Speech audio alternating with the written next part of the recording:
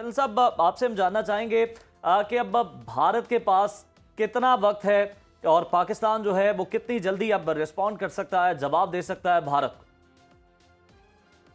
देखिए, Pakistan bill surprised है। ये डिपेंड करता है कि अभी एस्केलेशन पे हम कहाँ तक ले जाना चाहते हैं और कैसे हम इसको देख रहे हैं। But of course good thing is कि अल्हम्दुलिल्लाह अभी तक भी जो हमारा डिफेंसिव रिस्पांस किया, ये डिफेंसिव मैं इसलिए कह रहा हूँ कि जो इवेंट उन्होंने किया, जब उन्होंने एंगेज किया पाकिस्तान को, तो पाकिस्तान ने उसकी डिफेंस में ही अभी एक्शन लिए। ये जो 5 जहाज आपने गिराए हैं, ये प्राइमरीली डिफेंसिव मनूवर है। अभी तक पाकिस्तान की रिटेलिएटरी या ऑफेंसिव मनूवर जो है उसने होना है जी। तो उसके बीच में ही अल्हम्दुलिल्लाह देखिए, पाकिस्तान से वो सवाल करते हैं, लोग कई पूछते हैं कि जी ये कैसे भावलपुर तक टारगेट हो गया। आम लोगों के जहन में भी ये चीज होगी कि भावलपुर 100 किलोमीटर के अंदर वो चले गए हैं, फिर यहाँ पर मुरीद के में आए हैं। तो ये डिफेंस सिस्टम, देखिए उसकी प्रॉब्लम ये थी। मैं सिर्फ इस बात को लाना चाहता हूँ ताकि आवाम समझ लें कि इसमें कोई कोताही नहीं है। डिफेंस सिस्टम इसलिए नहीं ऑपरेटिव हुआ कि 57 के करीब इंटरनेशनल नेशनल फ्लाइट्स एयर में थी। ये इतने बुज़दिल, इतने my apologies for using this word, मैंने कभी यूज नहीं कि इतने कमीने और गिरे हुए लोग हैं।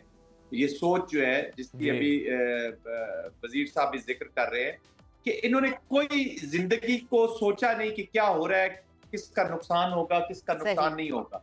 आई मीन के इंटरनेशनल फ्लाइट्स थी, वहां पे नेशनल फ्लाइट्स थी, लोग वहां पे कर रहे थे, ट्रेवल कर रहे थे, तो उनकी जिंदगियों को खतरा लगता। अगर पाकिस्तान भी अपना सिस्टम्स ऑन करता, खुदा न खास्ता, तो यू रिमेंबर यूक्रेन में पिछले दिनों एक इंसिडेंट हुआ, जब वॉर हो रही थी, तो एक Malaysian, probably if I am not wrong, एक जहाज गिरा दिया गया था जी। तो ऐसी चीजों की पाकिस्तान पे बड़ा प्रेशर था, पाकिस्तान ने उन लोगों के खतरे को समझा हुआ था, तो काफी ये थोड़ी सी कॉम्प्लिकेशंस थी।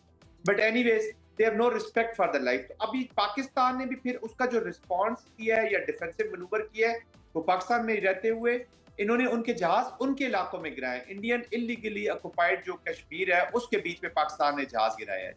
तो आई थिंक बहुत बड़ा जबरदस्त रिस्पांस गया। अभी जो टाइमिंग, नो डाउट रिस्पांस बहुत जबरदस्त गया है। जाहिद साहब, मैं आपसे जानना चाहूंगी इस हवाले से, राफेल तैयारों के हवाले से ही बात कर लेते हैं।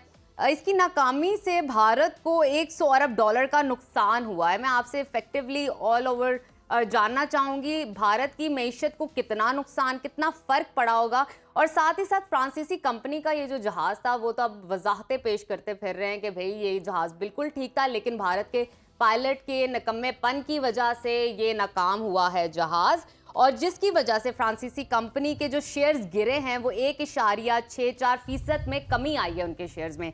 क्या कहेंगे इस हवाले से?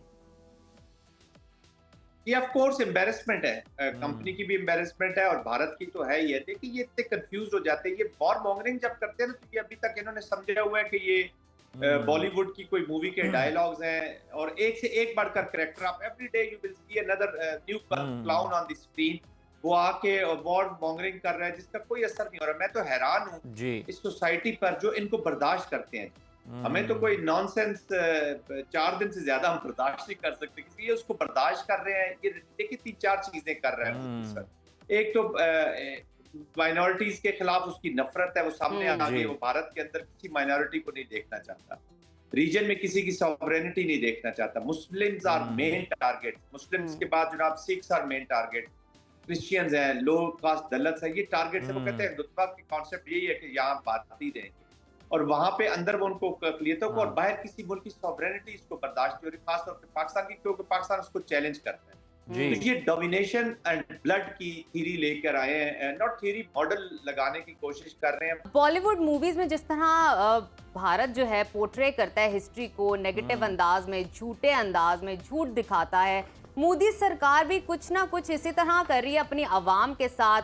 सच को झूठ और झूठ को सच बना के दिखाया जा रहा है इलेक्शन जीतने के लिए। लेकिन अगर हम उसके बरअक्स देखें कि पाकिस्तानी आर्मी ने चंद ही लम्हों में भारतीय फौज को घुटने टेकने और सफेद परचम लहराने पर मजबूर कर दिया है, क्या ये दुश्मन की अस्करी और नफ्सियाती शिकस्त की अलामत हो सकती है? क्या समझते हैं आप? या बिल्कुल, शिकस्त तो हो सकती नहीं है जी, हो गई है। देखिए साइकोलॉजिकली कोई भी सोल्जर हो ना नजफ, चाहे वो किसी रिलीजन से ताल्लुक रखता हो, वो एक प्राइड के साथ और पर्पस के साथ सर्व करता है अपनी आर्म फोर्सेस को। जी। अपनी जिंदगी को मुल्क के लिए सेक्रीफाइस करने के लिए तैयार हो जाना, it's not a small decision. Soldiers जो होते हैं, नॉट दिस के मैं और ब्रिगेडियर साहब भी हम सोल्जर हैं, but I am telling you they are not the ordinary people, because अपनी जिंदगी के सौदे अपने मुल्क के साथ करना बहुत बड़ी बात है, इररिस्पेक्टिव कि वो हिंदुस्तान का फौजी है या पाकिस्तान का फौजी है। लेकिन वो लड़ना एक पर्पसफुल वॉर चाहता है, जस्ट वॉर चाहता है। जब आप कहते हैं कि मैं अपनी जान देने को तैयार हूं, तो मैं चाहूंगा कि मुझे जो ऑर्डर्स मिले या जिस जंग में मुझे धकेला जाए, वो मेरे मुल्क के लिए हो, मेरे रिलीजन के लिए हो, मेरे लिए हो। वहां पर एक फेक वॉर क्रिएट की गई है जी। ये अब मोदी का नैरेटिव है, वो क्रिएट करता है एक अनजस्ट वॉर। उसके हिस्टेरिया के नीचे वो बहुत सारी चीजें करते हैं। सबसे पहले तो हम बार बार जिक्र कर रहे हैं अपनी पॉलिटिक्स का। वो राहत अंदौरी का शायद मैं पहले भी आपके प्रोग्राम में एक दफा कोट कर चुका हूँ, शेर है कि सरहदों पर बहुत तनाव है क्या, जरा मालूम करो क्या कोई चुनाव है क्या।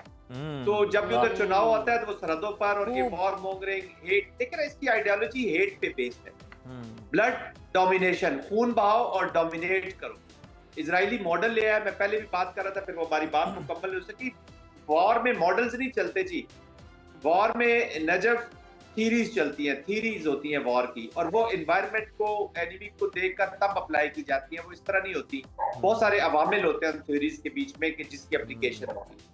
तो ये सब मैंने वो उठा के, और ये गाजा के बच्चे तो है नहीं, तो उसको नाकामी तो हो चुकी। अच्छा, वो मैं जो बात कर रहा था कि उनकी military is not mentally into this, जिसको ये पता हो कि अपनी हिंदुस्तानियों का पहले 26 हिंदुस्तानियों का खून बहाया गया है, और उसके बाद उसको रीजन फॉर द वॉर कसस बलाए करके आपने वॉर लड़ रहे हैं, तो वो क्यों करेंगे? और अगर कुछ गड़बड़ ना होती उनकी मिलिट्री में, वो पहले शिकस्त कबूल कर चुके थे, वरना आपकी 3 सीनियर मिलिट्री लीडरशिप आपने सैक की, 2 लेफ्टिनेंट जनरल्स और एक डिप्टी एयर चीफ जो आपने सैक किया। तो इसका मतलब है there is something not good. बाकी प्रोफेशनलिज्म, जब लास्ट टाइम पुलवामा का इंसिडेंट हुआ था तो इन्होंने 2 जहाज तो हमने गिराए थे, एक हेलीकॉप्टर इन्होंने खुद ही कंफ्यूजन में और क्यास में आके गिरा दिया। तो ये तो इनका प्रोफेशनलिज्म है, they are not into it movies. Pakistan ने आलमी बरादरी से भारत की बिला इश्तियाल जारियत का सख्ती से नोटिस लेने का मुतालबा किया है।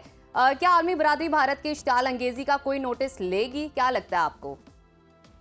देखिए नजफ लेना चाहिए, लेकिन मैं to be very honest, let's be very very realistic. ये इंटरेस्ट की गेम है जी।